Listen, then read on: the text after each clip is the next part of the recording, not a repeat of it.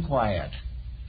Every agitation, every intensity of negative attitude is dangerous to the inner life of the person. Therefore, we say that when we want the individual to be still and know, therefore we say that when we want the individual to be still and know, we want the individual to change his entire basic formula for life. It doesn't mean he can't speak. It doesn't mean he can't have ideas. But he has to have only things that work together for good. The body, mind, emotions must be brought into harmonic relationships. There must be no discords in the compound of the person. It doesn't mean he necessarily is awfully well advanced. He isn't perfect. He isn't above making an occasional mistake. But when he makes a mistake, he knows it and he's sorry. And when he's not too wise, he may be much deeper in the mysteries of his own inner life. So the problem is that in stillness now is the end of conflict, not the end of function. It is that no longer will the individual be in a continuous disturbance with himself. He will not regret what he did yesterday and build a new regret today. Pythagoras advised this doctrine of recollections to accomplish freedom from habit patterns. He advised his disciples that every day they should live their lives over again backward for that day. See what they did right and what they did wrong, and determine to correct any mistake that was made during that day. Recognize it, correct it, and outgrow it, and reach the condition in which it would not be repeated. So what we're asking for, really, is a good-natured person of kindly disposition who has managed to get over griefs and grievances, who is able to live in pleasant relationships with other people, who is not jealous, who does not tear down reputations, and doesn't lock in feuds with anybody, who holds no violent dislikes over subjects they do not understand, do not take sides on problems they do not know, but whatever happens, remain open and ever watching for the good, and watching and rewarding only the best of their own conduct. This means a more or less simple life. One way that the medievals found to gain this simple life was by joining the clergy.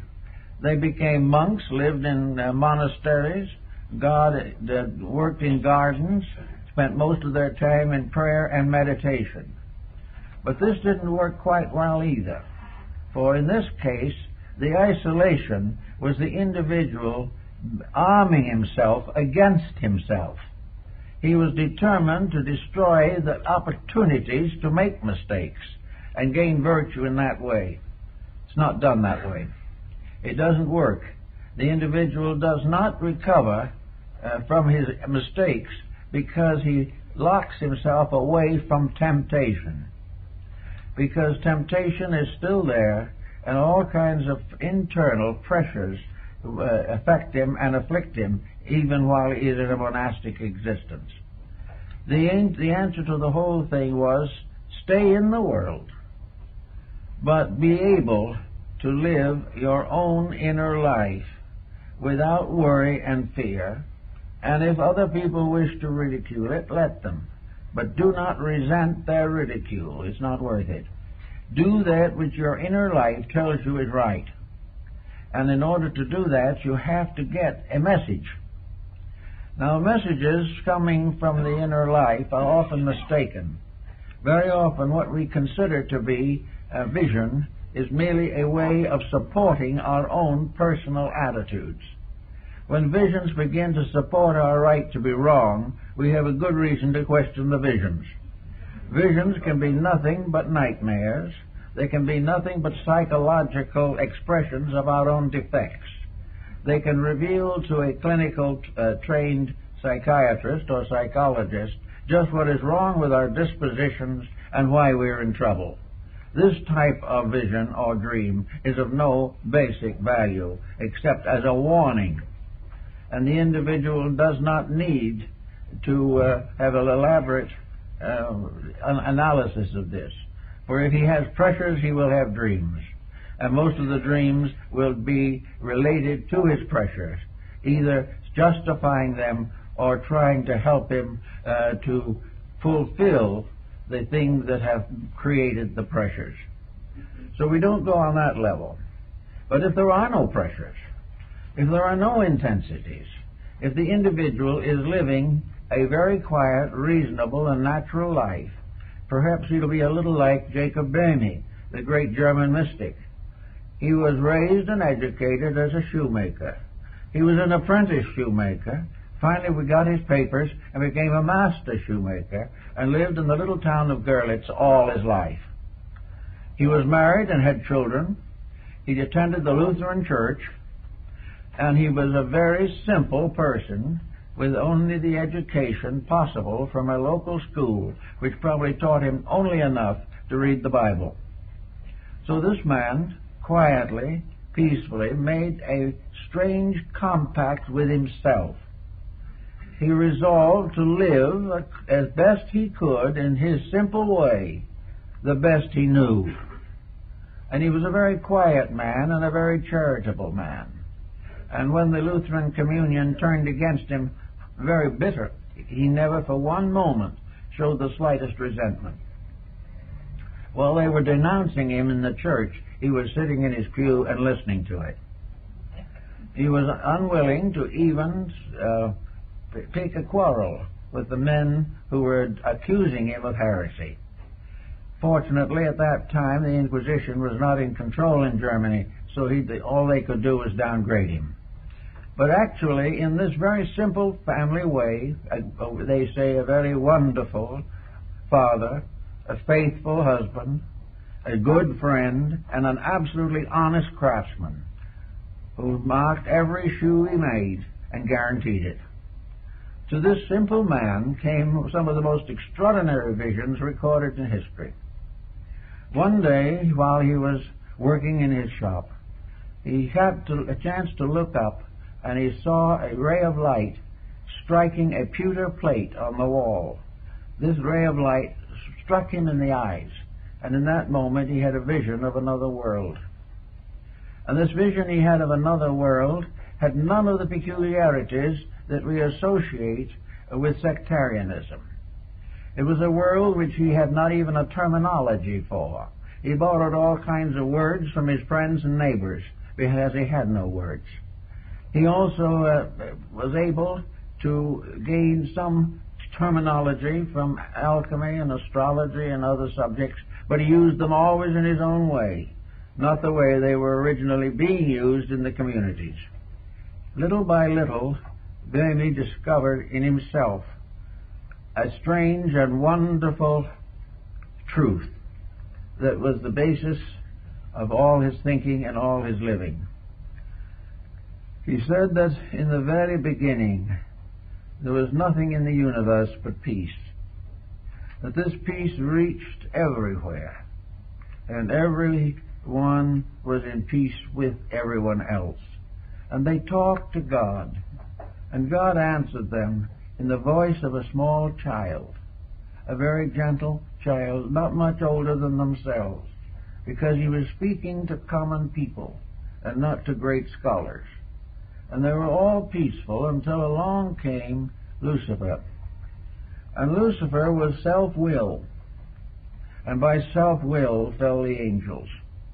And when Lucifer asked deity for certain privileges, he was a faithful cherub at that time, God spoke again in the voice of the little child and said what was necessary. And Lucifer said, "Oh no, I don't like this. I don't want to live in a universe that is ruled by a small child. And if the deity can't speak out the great and glorious words I want to hear, I'm going to take over the job." Remember, this is at Low Dutch in Germany.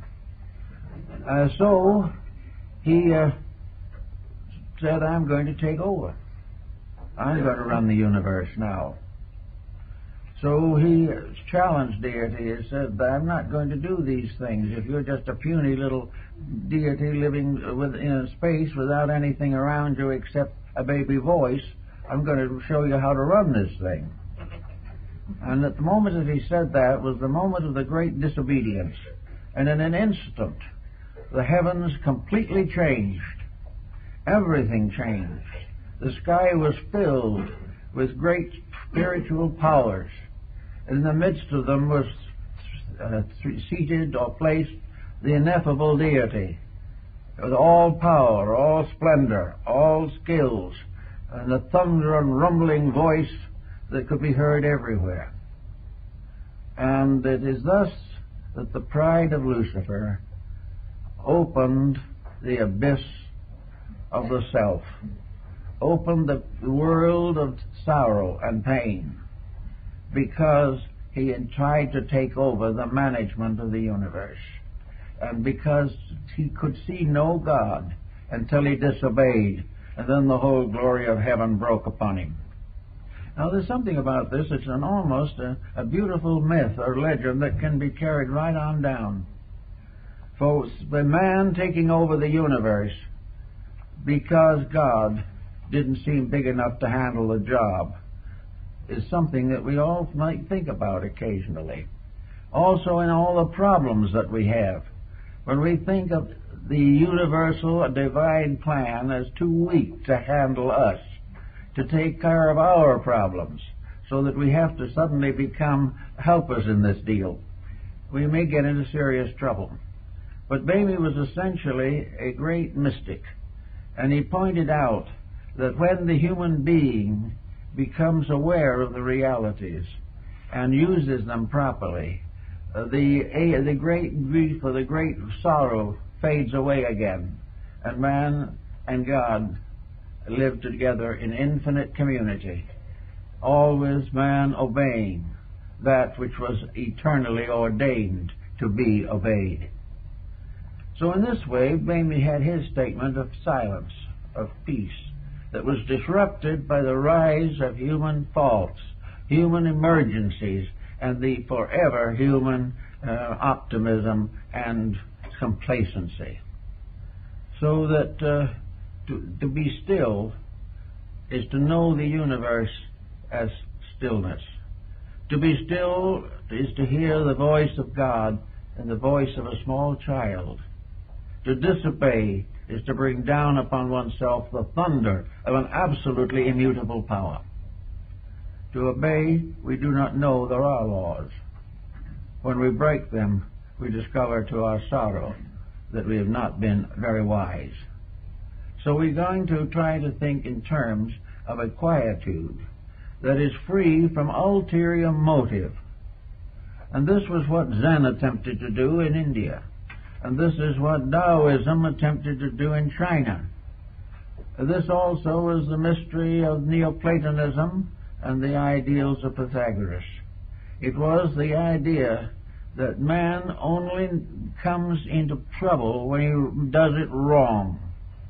As long as he is right, he doesn't know there are any laws. Because by keeping them perfectly, everything is serene and well balanced. But the moment self-interest takes over, the power of the abyss is loosened upon us.